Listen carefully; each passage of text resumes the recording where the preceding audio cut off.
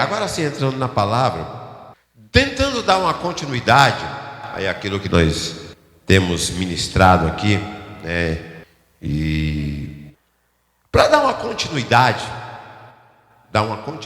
naquilo que nós temos falado muito sobre salvação aqui, né? Nós falamos sobre o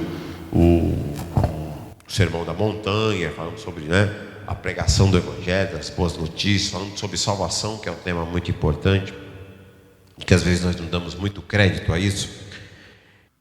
Para dar uma continuidade sobre isso, nós vamos ler um texto bíblico no livro de Efésios. Abra lá. No livro de Efésios, capítulo 1. E aí eu não vou ler tudo, como eu falei, eu só vou ler o versículo 13 e o 14, tá? Mas Jesus aí, na verdade, esse texto fala sobre salvação, fala primeiro do plano de Deus, do 3 até o 6 mais ou menos, fala do plano de Deus para a salvação. A partir do versículo 6, fala da execução desse plano, que é a ação de Jesus que executou. Deus, aconteceu mais ou menos assim, Wellington. Deus planejou desde o início o nosso plano de salvação. Mas quem executou o plano foi Jesus. Então fala da execução, como foi a execução do plano. Jesus executou o plano de salvação. E quem hoje põe em prática o plano de salvação é o Espírito Santo. Esse texto ele fala mais ou menos sobre isso. É que eu não vou conseguir traduzir aqui em palavras, explicando cada texto, então não adianta eu ficar lendo. Mas dá uma lida com calma depois, a partir do versículo 3. Mas como eu falo aqui, como eu brinco, não dá para ler a Bíblia como a revistinha do Avon, lá, ou sei lá qual revista que vocês usam lá, tá bom?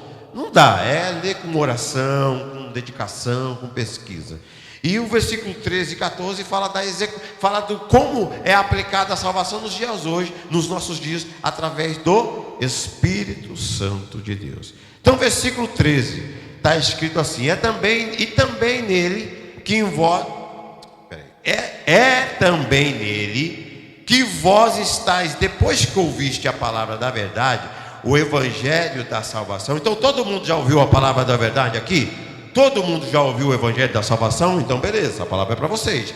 Ouviste o evangelho da verdade, a palavra da salvação, tendo nele crido. Então olha para mim aqui um pouquinho, olha aqui. Vocês creram no evangelho da salvação? Todos aqui? Ou tem alguém aqui em dúvida e fala assim: não estou acreditando muito não. Todos aqui creram no evangelho da salvação? Todos estão aqui porque creram no evangelho? Então essa palavra é para vocês e é para mim também, tá bom? Olha só a bênção que tem para vocês aqui. Então para aquele que creu, fostes selados com o Espírito Santo da promessa. Olha só, que é o penhor da nossa herança para a redenção da propriedade de Deus, em louvor da sua glória. Com certeza, porque a gente vê muito falar, irmã Janete, sobre a unção do Espírito, sobre o batismo com o Espírito, sobre dançar no Espírito, sobre o poder do Espírito, né? Mas pouco, irmão. Olha, eu não lembro a última vez que eu vi alguém falar sobre o selo do Espírito. E a gente precisa entender, porque quando se fala de salvação, o mais importante, para falar da unção do Espírito, do poder do Espírito, da dançar no Espírito, do batismo no Espírito Santo, talvez a maior importância do Espírito Santo é o selo que ele deu em você. É o selo. A gente vê muitas criações, mas o selo, o que é um selo? O que você entende como um selo? Uma marca? Eu sei que aqui a geração, se bem aqui tem bastante pessoa bem velhinha, né? Bem... A Janete, meu Deus, ele falou isso. Eu não acredito que ele falou isso, né? Então, nós temos uma geração aqui. Quem é que já entregou uma carta selada aqui no correio? Quem já entregou uma carta selada? Janete, Ruth, as velhinhas mesmo, né? Bom, né? Que audácia, né? Que audácia. Deixa eu perguntar aqui para as mais novinhas, né? Umas novinhas, né? Laís, você já entregou um cartão selado? Ela se acha novinha, né? Ela, não, eu não, pastor, eu sou novinha. Deixa eu perguntar, Lidiane, você já entregou uma carta selada? Não, lógico. Lógico que não, né? Duda, você já entregou uma carta selada no correio? Lógico que não. Ela está falando até com cara de nojinho. Eu, pastor, o senhor está louco?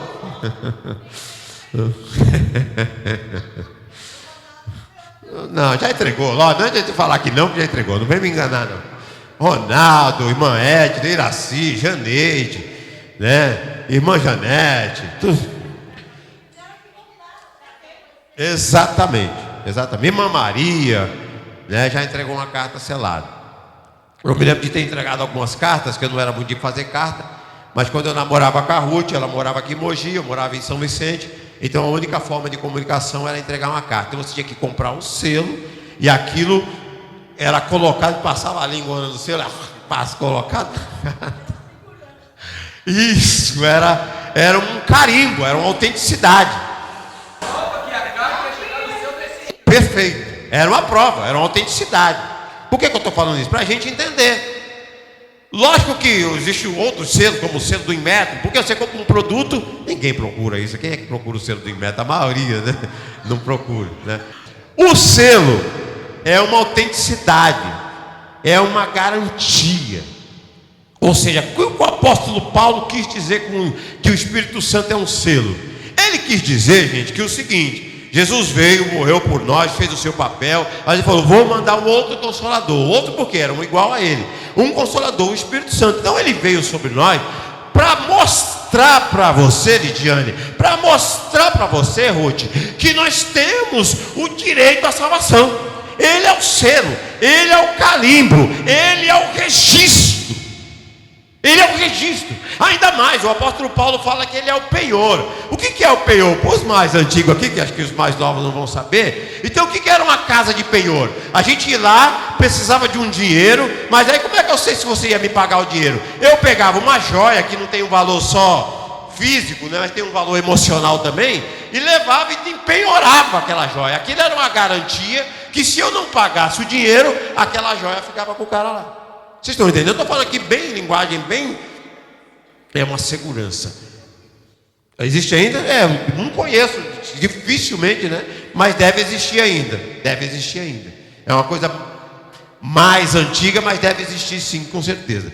O Espírito Santo, Wellington, ele tem essa ideia de que ele foi dado para nós, para que a gente entenda que é o selo. Como é que eu sei que se você é salvo? Ele é o selo, ele é a garantia, ele é a marca registrada. Carimbou, pá! Você é salvo em Cristo Jesus. Pouca gente fala sobre isso. Agora, o grande problema, por isso que estava uma confusão na minha cabeça, é que quando a gente vai falar do Espírito Santo, há uma grande confusão. Porque quando se fala do Espírito Santo, muitas religiões, eu sou aqui continuista, eu creio no Espírito Santo, eu creio nos dons do Espírito, creio. Mas a gente aqui, a grande maioria talvez quando teve a reforma pentecostal, a reforma protestante, eles não ligaram muito para esse tema, mas quando teve aí o movimento pentecostal, isso afluiu de novo, começou a se falar sobre esse tema, e não tem muito tempo não, 100 anos no máximo, quando se falou sobre o pentecostalismo. E as pessoas, quando se fala em Espírito Santo, já se pensa num transe, num êxtase, né? Que tem que ter um movimento. Eu estava ouvindo uma mensagem de um pastor que o pai dele era do baixo espiritismo. Ele estava dando um relato que a gente vê esses movimentos, pessoas que dizem serem ali possessos. E eu usei essa palavra possesso porque justamente de propósito, para que vocês entendam que o Espírito Santo, ele não se apodera, ele não faz uma possessão, ele habita em você, é diferente. Ele falou que o pai dele, quando baixava ali bem no baixo espiritismo, quando baixava aquele espírito, o pai dele depois não se lembrava de nada. E o que a gente vê muito disso, né? As pessoas dizem que são cheios do Espírito e depois não lembram de nada. Como se o Espírito, quando o Espírito, vou usar a palavra baixa, mas não é essa expressão, quando ele habita em nós, automaticamente tem que haver um êxtase, tem que haver um movimento, tem que haver algo que nós chamamos de extraordinário. Se não tiver, não tem Espírito Santo. Isso é muito ruim, porque houve essa ideia e nós aprendemos assim. Eu aprendi assim. E isso é muito ruim, porque a gente começou a olhar o Espírito Santo com outra forma. Batismo com o Espírito Santo, batismo no Espírito Santo, o que é, quem não é. Eu não vou nem entrar nesse Espírito, vamos nos complicar mais. Mas o que a minha luta na minha mente foi tentar hoje trazer uma mensagem que seja simples, para que a gente possa entender qual a importância do Espírito Santo na nossa vida. Nós precisamos entender. Primeiro, nós já aprendemos aqui que Ele é o selo, Ele é a garantia, Ele é o carimbo. Aleluia. E para tentar entender melhor, a gente precisa voltar ao que aconteceu. Então abra a sua Bíblia no livro de Atos, capítulo 2. Eu vou correr um pouquinho aqui. Ao famoso dia de Pentecostes. Capítulo 2 do livro de Atos. Mas vamos ver se é isso mesmo, porque sabe o que acontece? Deixa todo mundo achar, que eu quero que você olhe bem para mim. Eu vou falar uma coisa aqui, mas eu quero que você me entenda bem. Tá? Capítulo 2, a descida do Espírito Santo. Porque a ação do Espírito Santo, eu estou falando aqui, eu sou continuista, eu creio na ação do Espírito Santo. Eu creio que Deus pode usar alguém e, sei lá, Deus fala no seu coração, e de repente você pode chegar em mim e falar assim: olha, pastor, Deus me falou no meu coração isso, eu quero falar isso para o senhor. Mas de repente a forma de se falar, que eu acho que tem pessoas que gostam de fazer isso de forma espalhafatosa, levanta no meio do culto. Mas você poderia de repente terminar o culto e chegar em mim no cantinho e falar: olha, Deus mandou, Deus, eu senti no coração, olha, o Espírito Santo tocou no meu coração. Você vê a diferença? Eu posso me levantar no culto de forma espalhafatosa, que o Senhor manda te dizer. Não, mas que eu não domino. A palavra de Deus diz que o Espírito é sujeito ao profeta. Capítulo 2 do livro de Atos. Quando a gente lê esse livro de Atos, o que eu percebo? Existe muita discussão, muito embate, debate. E isso traz muita confusão. Eu vejo isso na internet muitas vezes. Para mim, que sou pastor, que gosto do estudo, é até legal, mas eu fico pensando assim, para pessoas que não entendem nada, meu Deus, deve ser muito mais confuso. Por isso que eu fiquei pensando, o que falar sobre o Espírito Santo? Eu já preguei tantas vezes sobre o Espírito Santo, eu fiquei pensando. Quando a gente lê esse texto da descida do Espírito Santo e às vezes quer aplicar teologia nesse texto, e veja bem, não é que você não deve aplicar. Se você puder estudar e se interessar, é muito bom. Mas às vezes quando a gente já lê um texto procurando ali os erros, a gente acaba não percebendo a essência do que foi a importância da descida do Espírito Santo e como ele é importante para nós hoje. Deixa eu ler esse texto com calma então. Capítulo 2. Aproximando-se o dia de Pentecostes, estavam todos reunidos no mesmo lugar. De repente veio do céu um som como um vento muito forte, encheu toda a casa, estavam ali assentados. Viram línguas repartidas, como as que de fogo, das quais pousaram sobre cada um deles. Todos foram cheios do Espírito Santo. Começaram a falar em outras línguas, conforme o Espírito Santo lhe concedia que falasse. Versículo 5. Em Jerusalém estavam habitando judeus, homens religiosos e todas as nações que estavam debaixo do céu. Bastante nação, né? Ouvindo aquela voz, juntou-se uma multidão que estava confusa, porque cada um ouvia falar na sua própria língua. Todos ficaram pasmos, né? Eles pasmavam e se maravilhavam, perguntando uns aos outros: não são galileus todos aqueles homens que estão falando? Que a gente só lê até essa partezinha aqui, né, do Espírito Santo. Vamos continuar a leitura. Versículo 8. Então como é que ouvimos cada um na nossa própria língua nativa? E olha só quantos tipos de pessoas tinha lá: pardos, medos, elamitas, Mesopotâmia, Judéia, Capadócia, Ponto, Ásia, Frígia, Panfilha, Egito, outras regiões da Líbia, perto de Cirene, forasteiros, romanos, judeus, como convertidos ao judaísmo, cretenses e árabes. Todos eu estou no 11 já, tá? Todos os temos ouvido em nossa própria língua falar das grandezas de Deus. Diga, grandeza de Deus. Diga de novo, grandeza de Deus. Guarde essas duas palavras. Todos se maravilhavam e estavam perplexos, perguntando uns aos outros: o que quer dizer isso? Todo mundo falando uma língua, todo mundo ficou, né? Outros, porém, zombando, diziam: estão embriagados. Em outras Bíblias está mosto, né? Que tem a ver com vinho, né? Mas acho que a grande maioria está embriagados. Então eles estavam achando que estava todo mundo bêbado. Deixa eu continuar só a leitura para a explicação de Pedro, né? Pedro, porém, pondo-se de pé com os 11, levantando voz, disse-lhe: homens judeus e todos que habitais em Jerusalém, seja-vos isto compreendido, escutai as minhas palavras. Esses homens não estão embriagados como vós pensais, sendo a 3ª hora do dia. Ou seja, poxa, não está nem na hora ainda, né?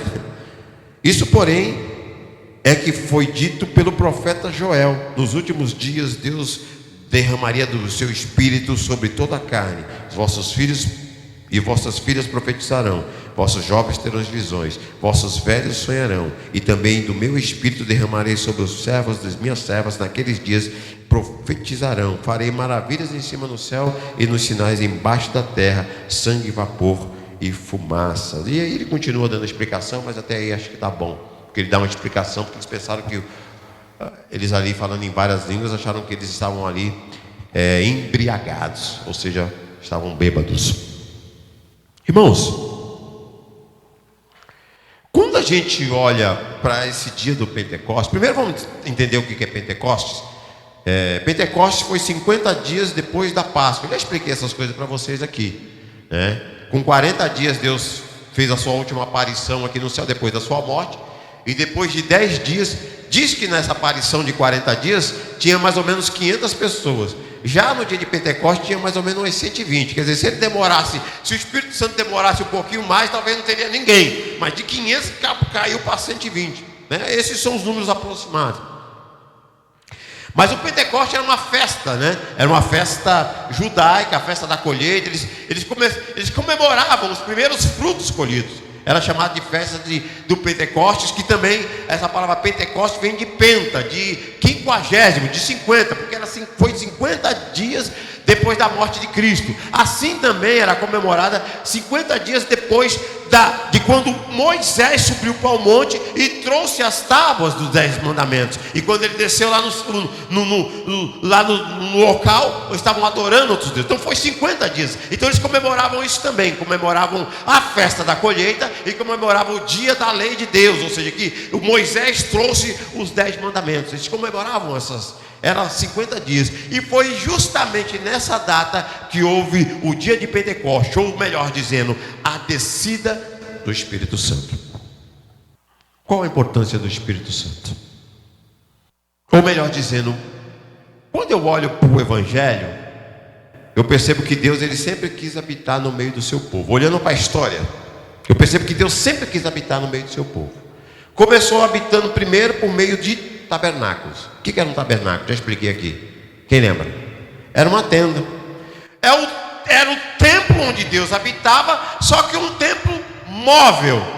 Eles se locomoviam. Vai para lá. Eles lá, montavam uma tenda lá. Estou falando de uma tenda numa forma, mas era todo montado, tudo bonitinho. Foi descrito por Deus como é que deveria ser feito. Então, mas Deus ali habitava. Uma vez por ano tinha lá o Santo dos Santos, onde o sumo sacerdote entrava lá e ali Deus se manifestava na arca que estava lá dentro, onde a arca, o tabernáculo, representava o quê? A presença de Deus no meio do povo.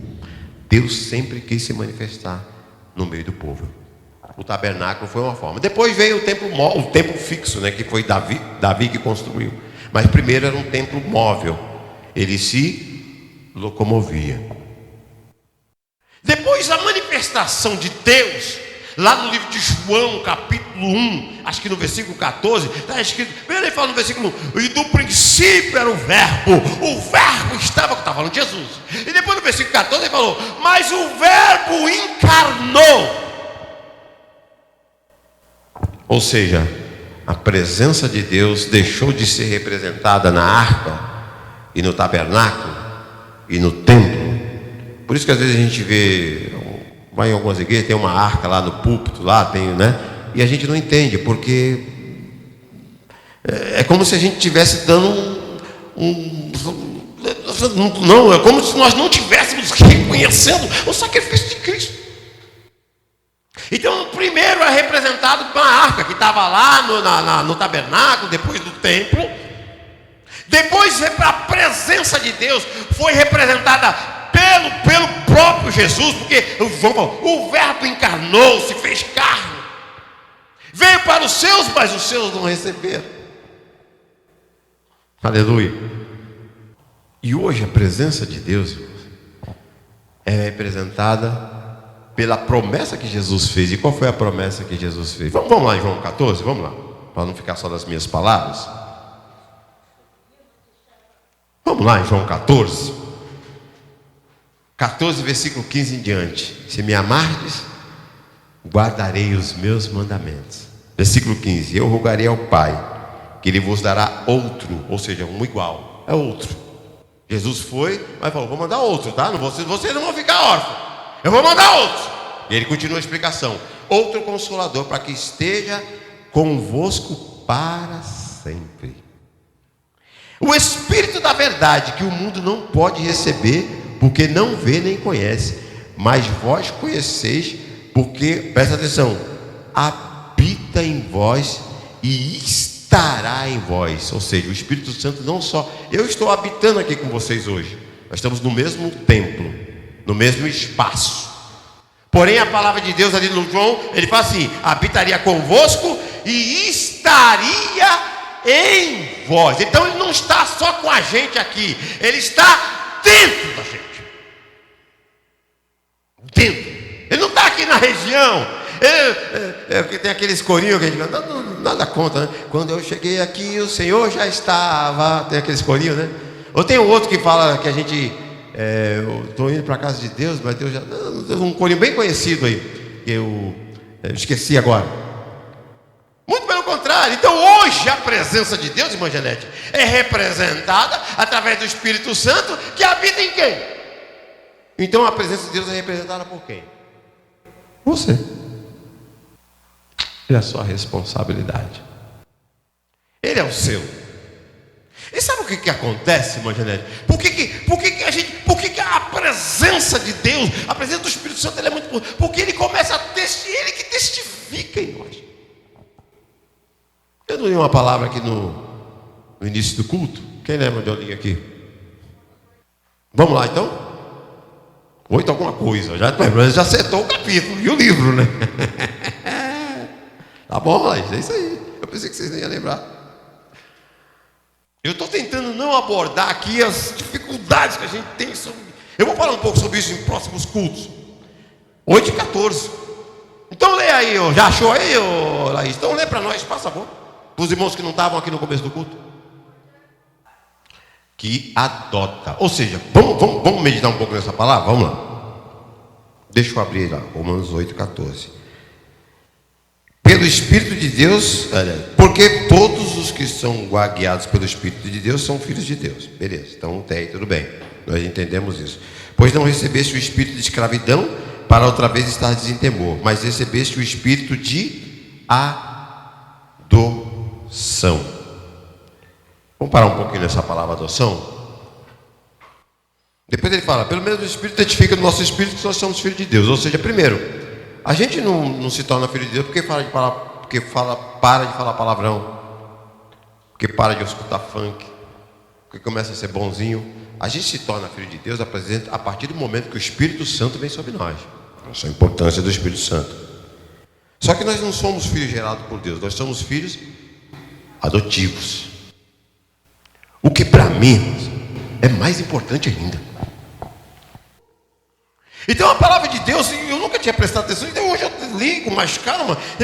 Quando a palavra de Deus fala que nós somos filhos de adoção, não é porque nós somos, irmão, nós fomos adotados por Deus. Ou seja, olha o amor, o grande amor que Deus tem por nós. Ele não poupou o seu próprio filho para adotar você. Uma criança adotada, geralmente é uma criança que as condições dela não é muito boa, por isso que ela vai ser adotada. Você concorda comigo? A mesma coisa somos nós. O nosso futuro era tenebroso, a nossa vida seria de trevas, de destruição. Porém veio Deus através de Jesus. Deus planejou, Jesus Cristo executou, e o Espírito Santo coloca isso em vida real. Ele está em você.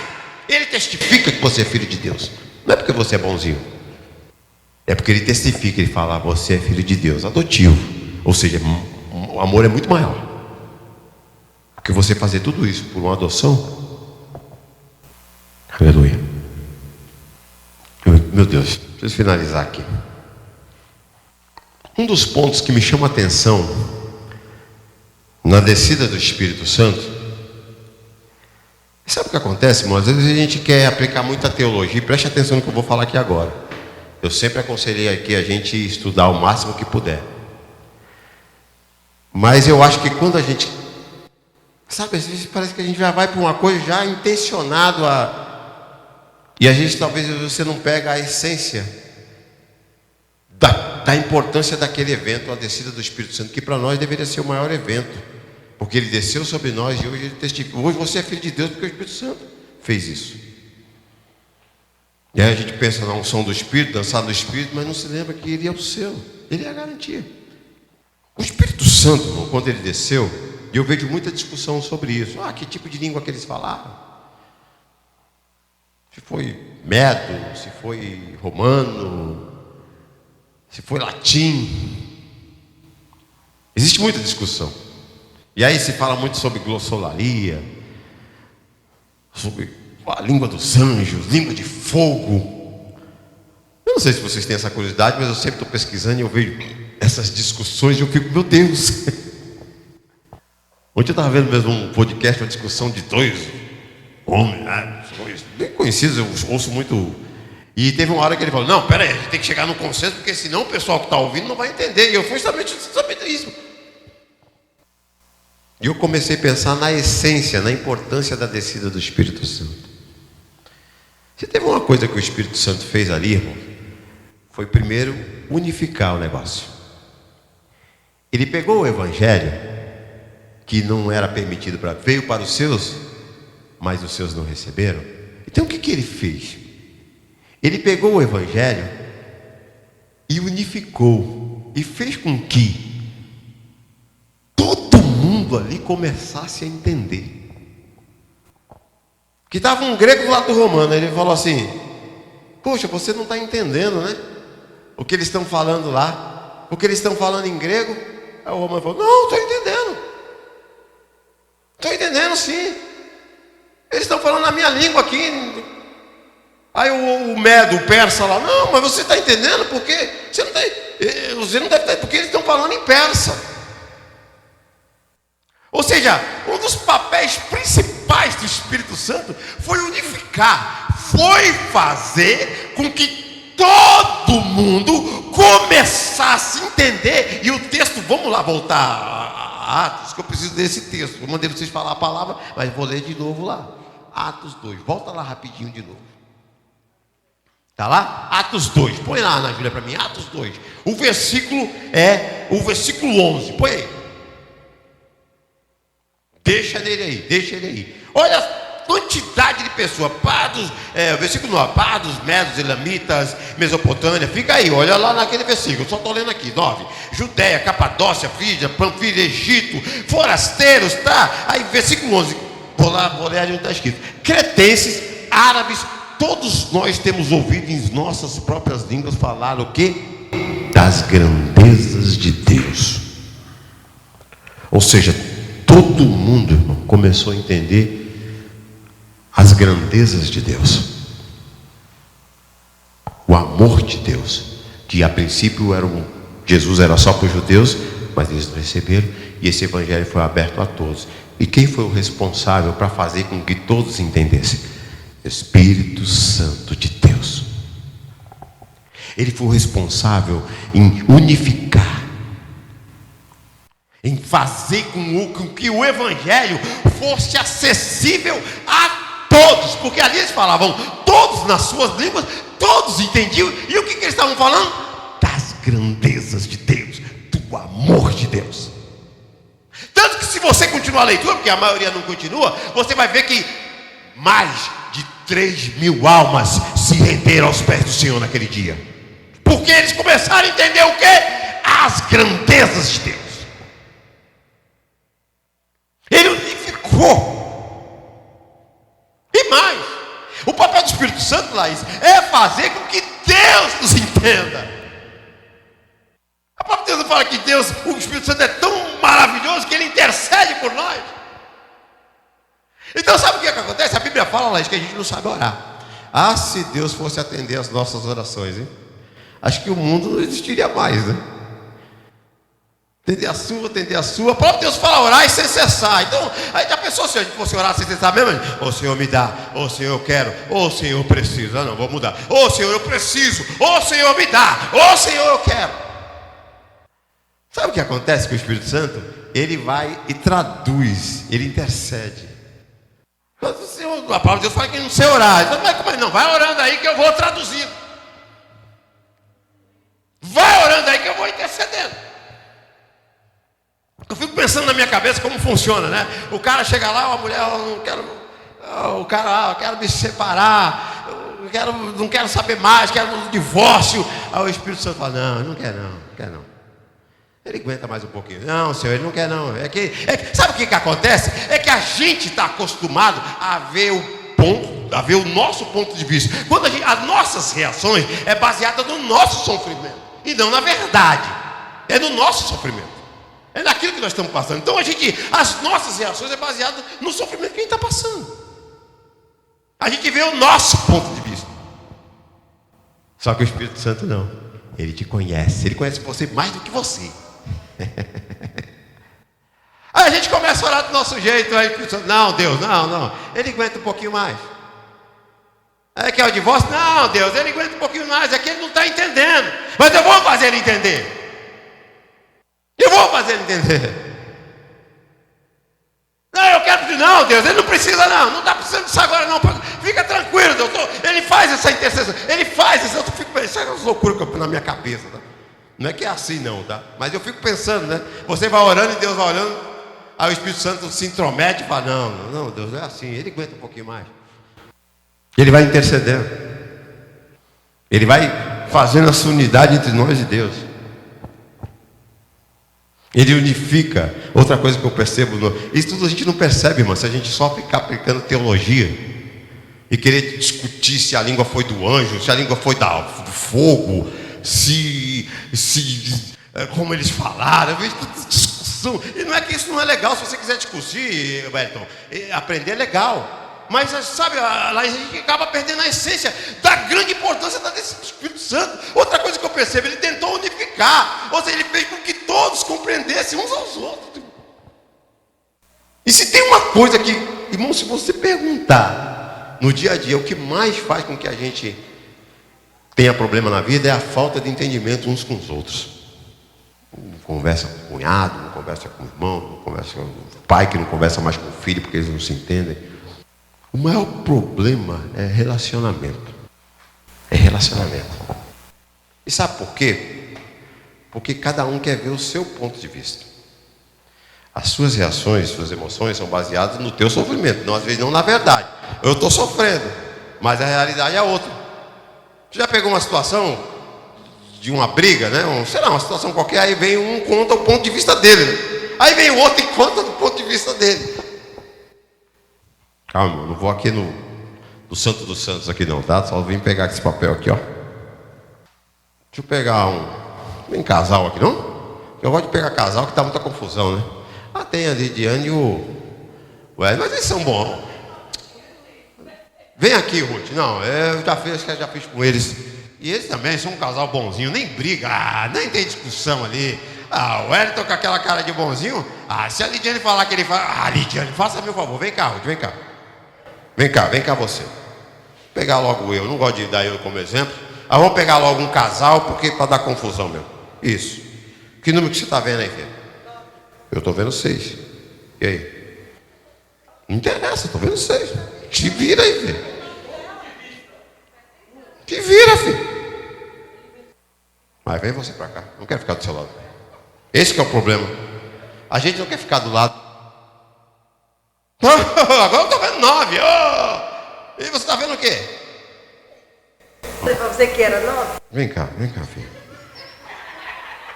Diz que a mulher está sempre certa. Eu falei que era 9? Que número é esse? Que número que você está vendo aí, minha filha? 9. Ah, eu estou vendo 9 também. Porque nós estamos do mesmo lado, né? Estamos caminhando junto agora, né? O ponto de vista agora é o mesmo. Tá bom, eu vou te dar uma chancinha. Ó, vem cá. Tudo bem? Isso. Mas de repente pode ser 6 também, muito bom. 6, Tá vendo? parabéns. Eu tinha falado que era 6. Merece um beijinho. É 6. Caramba, já ganhei a noite, ganhei um beijinho e já estou feliz, hein? Ô, glória! Tinha que ter mais casa. Você falou tudo. Sabe o que acontece? É ponto de vista, ô Duda. Eu peguei casal porque tem uma coisa que dá confusão. Ponto de vista. Porque eu vejo a minha posição. Quando pegar homem e mulher, né? Hoje, homem e mulher, né? Diferentes. O ponto de vista dela é um, meu ponto de vista é outro. Mas qual é a ação do Espírito Santo? Ele vem e ele unifica isso. Ele fez com que todos se entendessem ali naquele dia. E quando a gente dá espaço para o Espírito Santo, sabe o que acontece? A gente começa a olhar o ponto de vista da pessoa. A gente tem que ter muita humildade para isso. Qual foi a última vez que você pediu desculpa? É, mesmo, né? Ela falou assim que... Não, eu entendi que a senhora... Eu entendi que não foi por... Eu entendi, mas eu aproveitei a oportunidade. Você deixou a bola pingando, eu chutei, né? É, pastor. É porque eu não erro quase, pastor. Eu vou pedir desculpa se eu não erro.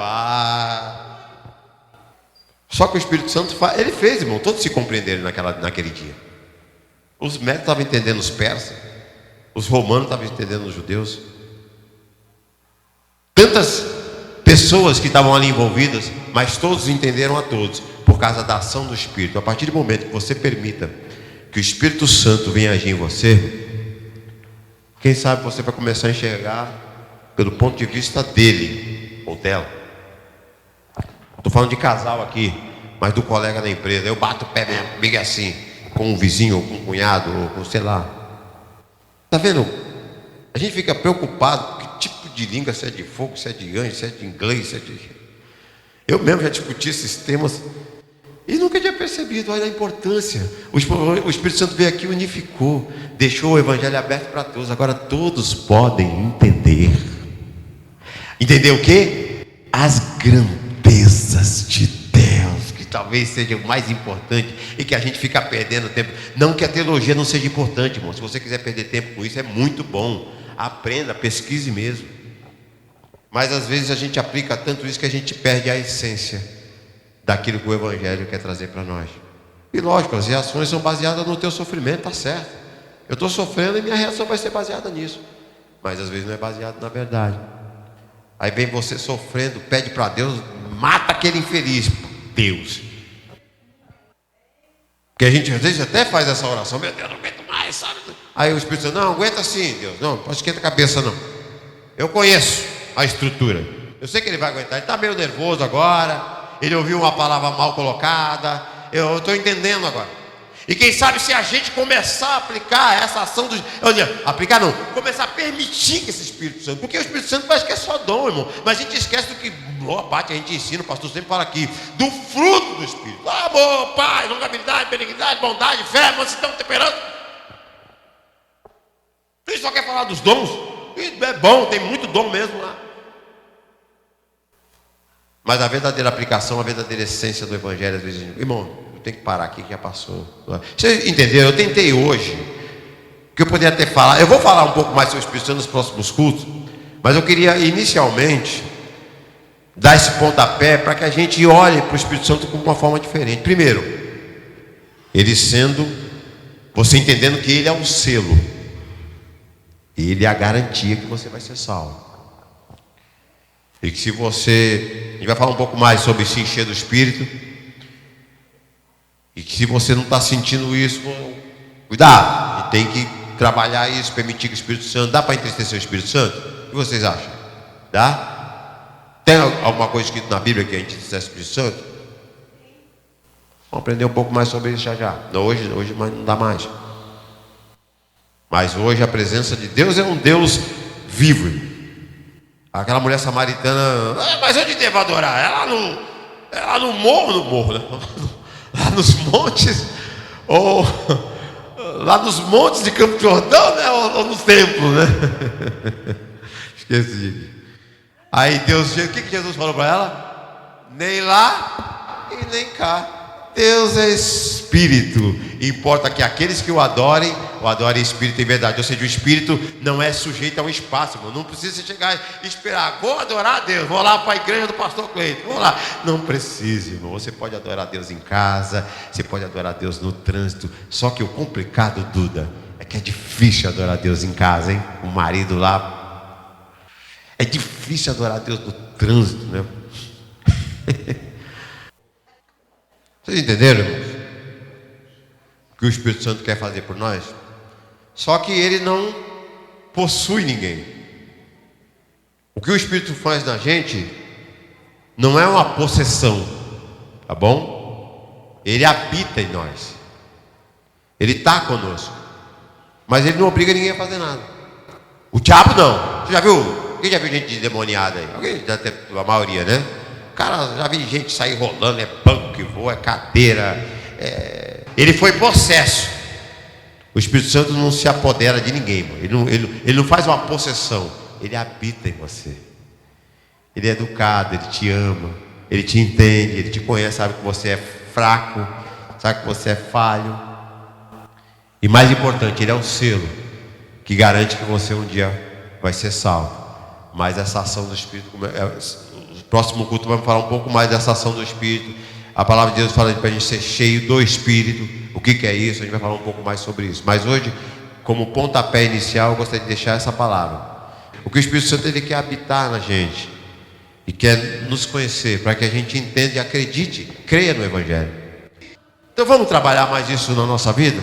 Vamos dar mais crédito para esse Espírito Santo? Será que você tem deixado ele agir na tua vida? Vamos pensar sobre isso. Vamos fazer uma oração. Em nome de Jesus. Deixa o Espírito Santo agir. Ele vai interceder. Ele vai interceder. Ele precisa. E você precisa deixar. Em nome de Jesus. Tá bom? Vamos fazer essa oração? Você vai fazer essa oração. O Espírito Santo vai interceder agora. Que a Bíblia fala que a gente não sabe nem orar, né? Mas o Espírito Santo hoje, ele está em você. E ele vai começar a interceder para que você ore da forma certa. Baixe sua cabeça. Feche seus olhos. Pai, em nome de Jesus. Nós queremos finalizar essa ministração. Meu Deus, se eu falei alguma coisa aqui ofensiva, Pai, perdoa. A gente quer ensinar e se empolga. Meu Deus, tem misericórdia, mas nos ajude. Mas o mais importante é que as pessoas tenham entendido a essência do Teu Espírito. A importância da descida naquele dia. Qual tipo de língua que falou. Isso tudo é interessante, podemos saber, mas a essência é que o Espírito Santo fez que o Evangelho fosse aberto para toda a humanidade. O Espírito Santo testifica que nós somos filhos de Deus por meio de adoção. O Espírito Santo nos faz entender uns aos outros, assim como aqueles entenderam uns aos outros naquele dia, que eu possa entender melhor a igreja, que a igreja possa melhor me entender aqui na pessoa de pastor, que eu possa entender melhor meus filhos, que eles possam melhor me entender, que eu possa entender melhor minha esposa, que ela possa melhor me entender, que Teu Espírito Santo trabalhe isso na nossa vida, que a gente consiga olhar do mesmo ponto de vista, que às vezes nós estamos olhando de ponto de vista diferente, mas que o Senhor me ajude a olhar pelo mesmo ponto de vista, do mesmo ponto de vista do sofrimento, entender o sofrimento, ou entender que aquela pessoa falou alguma coisa, mas não, sabe, não foi o momento, falou sem pensar. Meu Deus, o Espírito Santo de Deus vem sobre nós e nos ajude a nós nos entendermos melhor. O grande sofrimento da humanidade é a falta de compreensão uns com os outros. Que eu possa compreender mais o meu próximo, é o que eu te peço em nome de Jesus. E sei que Teu Espírito está aqui, Senhor, para nos ajudar. Ele é o selo, Ele é a garantia da promessa em nome de Jesus. Amém? Glória a Deus. Louvado seja o nome de Jesus. Pode aplaudir o Senhor, pode aplaudir. Vamos fazer essa oração final. Vem cá, pastor Roberto. O senhor ficou quietinho não, que o senhor até já louvou a Deus aqui, né? Já abençoou com a gente, com louvor. Vai fazer essa oração e vai dar a bênção apostólica. Saúde os irmãos com a paz do Senhor. Amém. Irmãos, a gente temos que reconhecer que nós somos pecadores, viu? Somos pecadores, por natureza. A Bíblia diz que nós fomos formados no ventre da nossa mãe em pecado. Então a gente temos que viver uma vida de oração para que a gente possa dar lugar ao Espírito Santo. Se não tiver uma vida de oração, a natureza pecaminosa bloqueia a ação do Espírito. Porque nós somos dotados como cristãos de duas naturezas. Natureza pecaminosa, isso nos leva até o sepulcro. E a natureza espiritual, que é o Espírito na nossa vida. Vamos ter uma vida de oração, vamos reconhecer que nós não somos nada, porque somos pecadores, e pedir a graça de Deus, o amor de Deus, a graça, a misericórdia, através de Jesus, para que a gente possa viver em Espírito. Amém? Irmão, se preocupe com isso. Aqui nessa vida tudo é passageiro. Não se iluda com as coisas dessa vida, não. Estamos vivendo aqui, precisamos das coisas dessa vida, mas vamos priorizar as coisas do Espírito, o Evangelho, a palavra, o reino de Deus sobre as nossas vidas. Levanta as suas mãos. Que o grande amor de Deus, a graça de nosso Senhor e Salvador Jesus Cristo e as divinas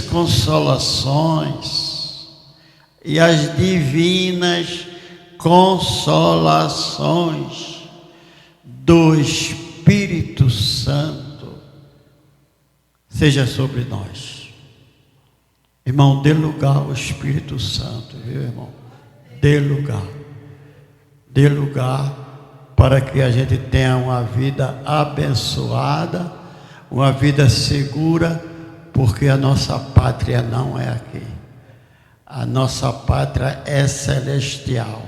É lá que nós vamos viver eternamente, com gozo, paz e alegria eternamente. Mas é preciso dar lugar ao Espírito Santo. E as palmas louvem a Deus.